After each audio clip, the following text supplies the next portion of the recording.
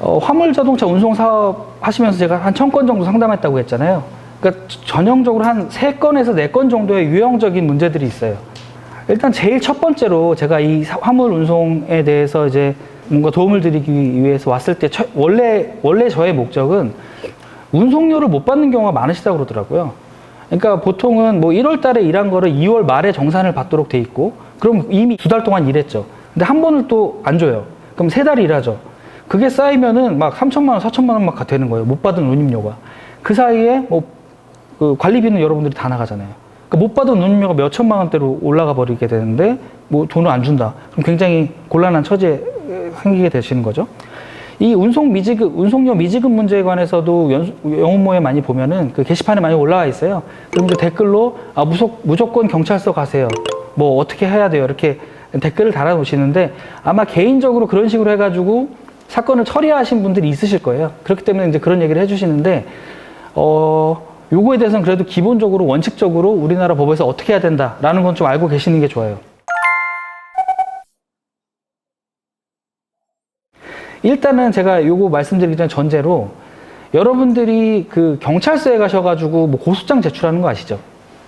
그 고소장을 제출할 때 그 목적은 그 사람을 처벌받게 하기 위한 거예요. 감옥 보내는 거, 혹은 벌금 때리는 거. 근데 여러분들 중에 좀 잘못하시는 게, 나라에서 벌금을 때려가지고 그 돈을 뺏어서 나한테 준다, 이렇게 생각하시는 분들도 계시거든요. 그거 아니에요. 그건 국고에 귀속돼요. 제가 누군가로부터 일한 대가를 받거나 혹은 돈을 받기 위해서는 민사소송이라는 걸 제기해야 돼요. 이거는 경찰서랑은 아무 상관이 없어요. 그러니까 법원, 민사법원에다가 소장을 제출하는 식으로 해서 저 사람이 저한테 돈 줄 돈이 있는데 안 주고 있습니다 라고 해서 판사님한테 이르는 거죠, 말하자면.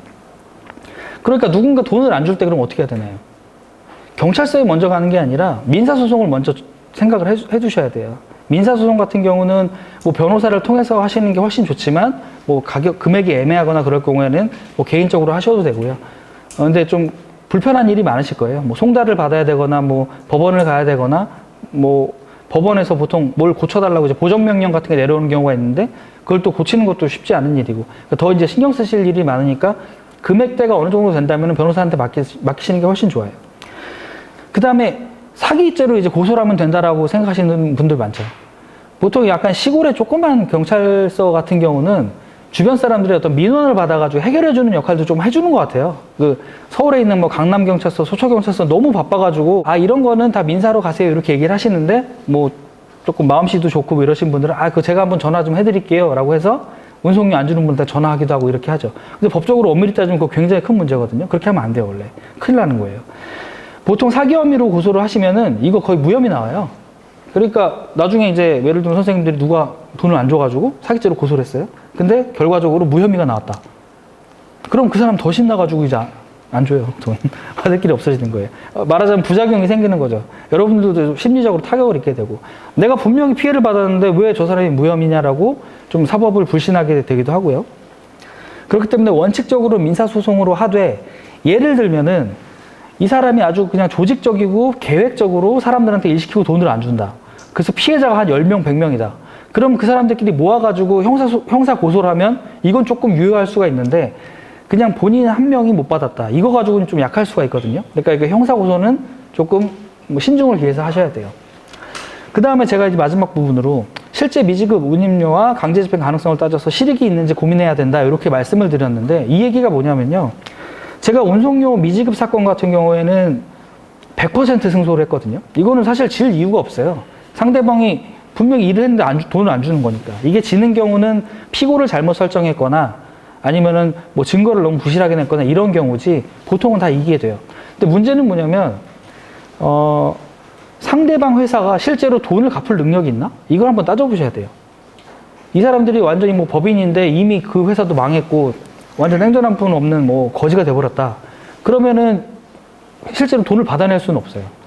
그러면 그때까지 소송에 들어간 비용, 그 다음에 그 노력, 시간, 그런 것들이 좀 다 날아가는 느낌이 있기 때문에 그런 거를 좀 신중을 기하셔야 되고, 또 하나는 미지급 운임료가 되게 적은 경우가 있어요. 예를 들면 저한테 상담 오셔가지고 막 심각하게 막 상담하셨는데, 뭐 미지급 운임료가 얼마예요? 그때 5만 원이라는 거예요. 저랑 한 20분 상담했거든요. 제 상담료도 안 받고. 그러니까 저한테 다 뺏어간 거예요, 그거 어떻게 보면. 근데 되게 본인 이제 심각한 거죠. 그리고 약 오르기도 하고.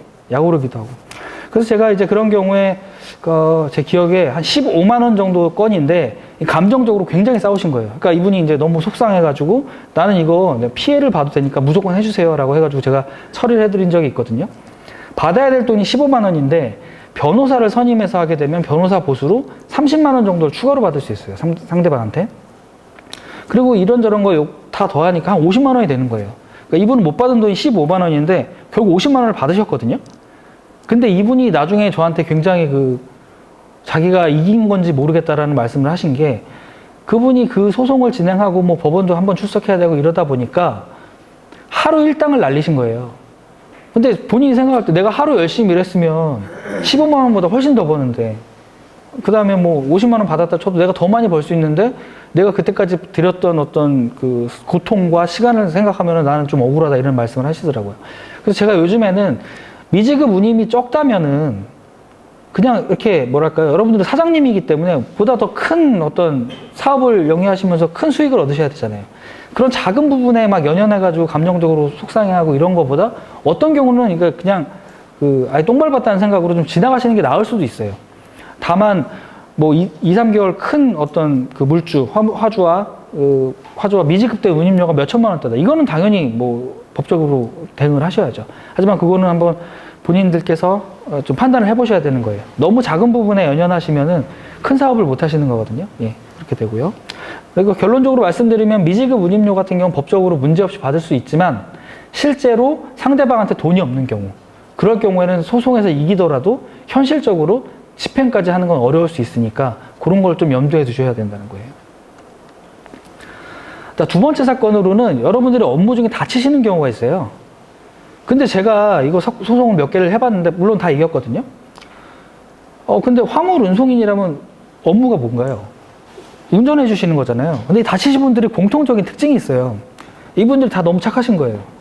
그러니까 자기가 가만히 있으면 되는데 짐 날라주는 걸 막 도와주세요. 자기가 착한 마음에, 선한 마음에. 그래가지고 뭐 어떤 분 같은 경우는 그 화물차 위에서 떨어져가지고 팔목이 나가신 분도 있고, 발목이 부러지신 분도 있고, 어떤 분은 뭐 그 발등으로 그 지게차가 그냥 밟고 지나가가지고 발등이 다 부러지신 분들도 있고, 자기는 선한 마음에서 도운 건데, 근데 상대방은 선한 마음으로 그러면은 돈을 갚아주나요? 손해배상을? 나 몰라라 하죠. 그러면 이제 굉장히 문제가 되고 속상해지는 거예요.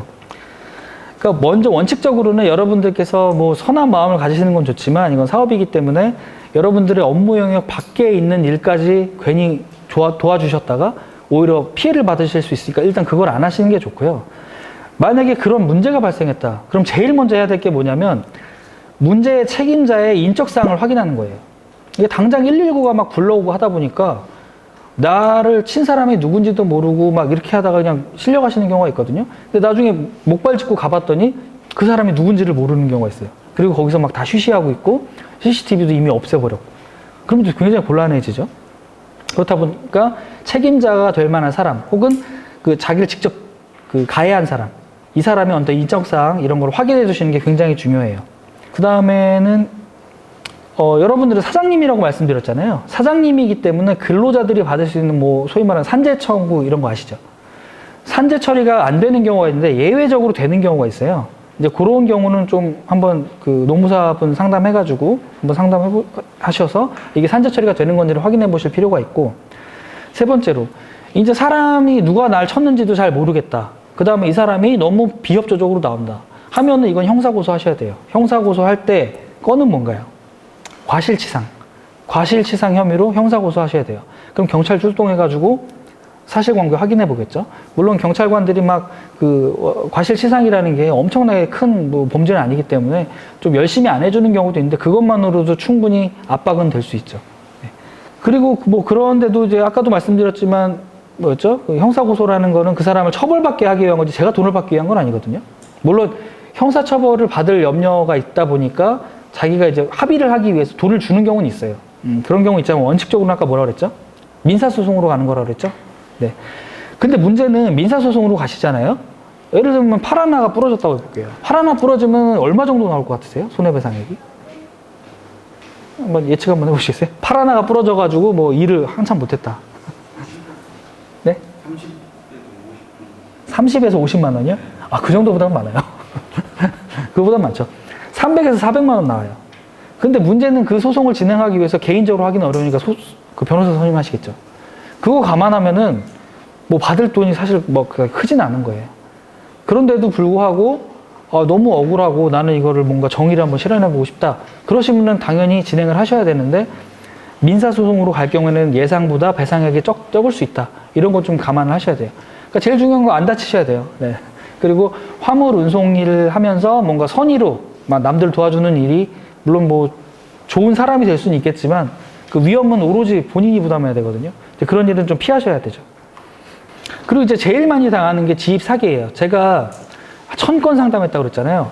한 1000건 중에 절반은 지입 사기였던 것 같아요. 지입 사기를 당했는데 내가 어떻게 해야 될까요? 라고 얘기를 하죠. 근데 아까 전에 제가 이 세 단계에서 주로 언제 연락이 온다고 그랬죠? 예, 2번 이유죠. 계약서에 도장을 찍은 이후에 저한테 연락을 하세요. 근데 법적으로 계약서에 도장을 찍었다, 계약서에 사인을 했다. 근데 그 이후에 그거를 무효로 돌리는 방법은 정말 어려워요. 거의 불가능에 가깝다고 생각하시면 돼요. 일단 그걸 전제로 하시고요.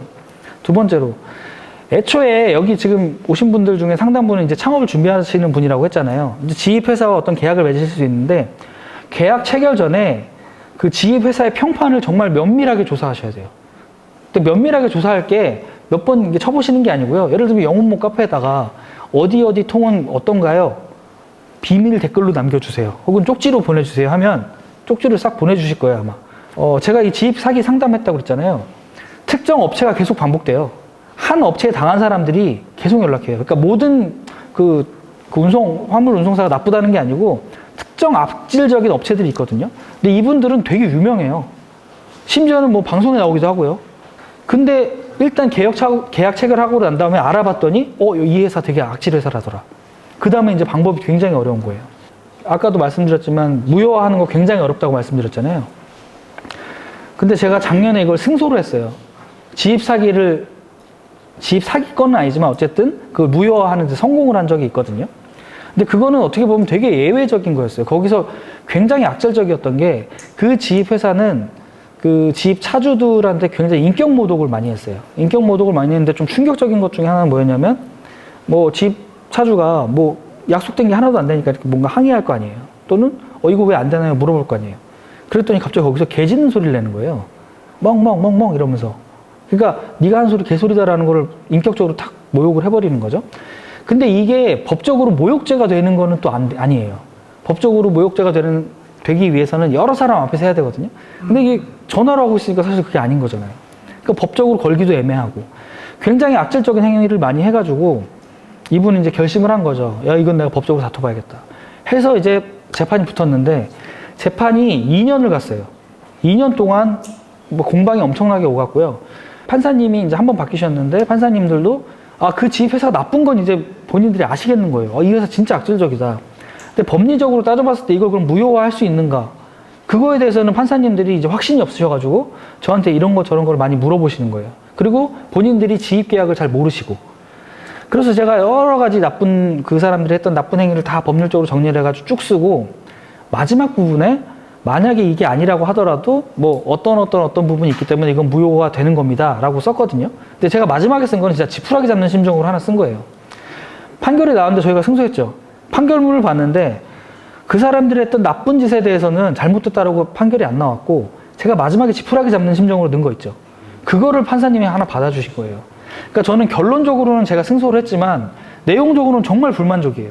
왜냐하면 지입회사가 했던 나쁜 행동들에 대해서 판사님이 이거 나쁘다라고 판단을 안 내줬기 때문에 전 이제 이거 지입계약일을 무효화하는 게 정말 무섭구나라는 생각을 하게 된 거예요. 그래서 마지막에 이제 어떤 분은 지입 사기당하신 분 중에 한 분이 저한테 무슨 얘기까지 했냐면 이런 지입 사기를 당한 자기 자신을 죽이고 싶다고 그러더라고요. 자기도 60 몇 살이고 나름대로 막 공기업에서 근무하고 나름대로 성실하게 살아왔는데 내가 이렇게 젊은 놈들한테 당해가지고 이렇게 막 노예처럼 되는 게 나 너무 속상하다 이렇게 얘기를 하신 분이 계셨거든요. 그래서 제가 도저히 견딜 수 없으시면 뭐 연락 달라 이렇게 얘기를 하셨는데 그게 뭐 어떻게 되셨는지 모르겠어요. 그냥 계약 기간만 채우시고 나오셨을 수도 있고요. 근데 어쨌든 도저히 견딜 수 없다. 뭐 인격 모독을 너무 심하게 한다. 뭐 때리려고 한다. 뭐 이런 식으로. 그렇다면은 이건 변호사랑 대책을 세워야 돼요. 하지만 너무 희박한 가능성이지만 어떻게든 방법이 있을 거잖아요. 그러니까 한번 그걸 찾아보시게끔 면밀하게 한번 검토를 해보셔야 되는 거죠. 그리고 제가 이제 상담해드렸던 분 중에는 그 계약 기간이 예를 들면 2년이에요. 근데 이미 1년 9개월을 당해오신 거예요. 그럼 3개월만 더 하면 되잖아요. 근데 이분이 3개월을 못 견디겠다는 거예요. 근데 만약에 3개월 전에 계약 기간이 3개월이 남았는데 그걸 전에 끝내고 싶다? 그러면 또 위험 부담이 굉장히 크죠. 이럴 때는 차라리 3개월을 참고 그냥 끝내는 게 나을 수도 있어요. 일단 선생님들이 계약서에 계약 사인했다. 도장 찍었다. 이거는 여러분들이 책임을 지셔야 돼요. 스스로. 그러니까 그 전에 항상 고민해 보시고 제일 중요한 거는 지입 회사의 평판을 면밀히 확인해 봐야 된다. 이겁니다. 근데 제가 여기 면밀이라고 쓴 이유가 있는데요. 어떤 회사는 되게 유명해요. 나쁜 회사로. 유명한데 그 사람들이 지입 사기 당하지 않는 법이라는 무슨 글 같은 거 써놨더라고요. 그러니까 누가 보면은 이 회사 되게 좋은데 이렇게 생각할 수 있는 거죠. 그래서 저는 추천드리는 게 영혼모 게시판에다가 또 이게 남들이 보이게끔 달아가지고 어떤 회사 뭐 이상하다라고 달면 또 그거 가지고 문제 삼을 수 있잖아요. 비밀 댓글 아니면 쪽지를 주세요. 이런 식으로 해가지고 받으시는 게 좋아요.